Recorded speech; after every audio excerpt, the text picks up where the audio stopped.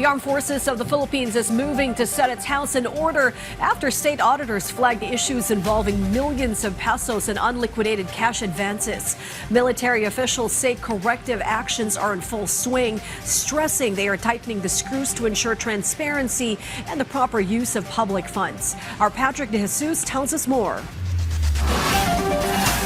The Armed Forces of the Philippines, or AFP, has already implemented several corrective measures in connection with their 201.8 million pesos in unliquidated cash advances based on the findings of the Commission on Audit, or COA. According to the AFP, the salaries of personnel found to be liable were temporarily suspended, along with the issuance of demand letters and the conduct of legal and administrative actions. The AFP also acknowledged the COA findings while stressing its commitment to transparency and the proper use of funds.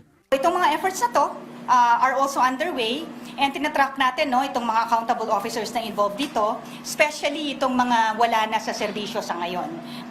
Yung iba kasi dito nag-retire na and we intend to recover itong mga public funds in full compliance with the COA directives. Another issue flagged by COA involves up to 72.8 million pesos in unauthorized bank accounts. The AFP said they have already closed the identified accounts, including the PCSO Endowment Fund under the AFP Medical Center and 2 accounts from the Presidential Security Command, while the Eastern Mindanao Command is also following the required procedures to do the same. Yung mga reports na to did not establish any loss, misuse, or diversion of funds.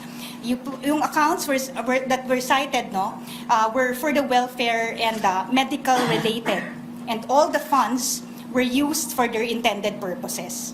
Yung issue that was raised was procedural. Hence, our immediate action to close accounts and align mechanisms with regulatory requirements. Despite this, the AFP clarified that the COA findings do not mean there is already corruption, but they are ready to hold accountable those who are proven negligent in handling the funds. Ito are procedural in nature. So kung kailangan i-correct, itong Sandataang Lakas ng Pilipinas, of course we take this as somewhat like a constructive criticism of sorts. And kailangan ayusin natin yung sistema, hindi ibig sabihin na may katiwalian, But kung meron man kailangang i-align para maging tama yung proseso, gagawin yun ng Sandataang Lakas ng Pilipinas. Patrick De Jesus from the National TV Network for a new and better Philippines.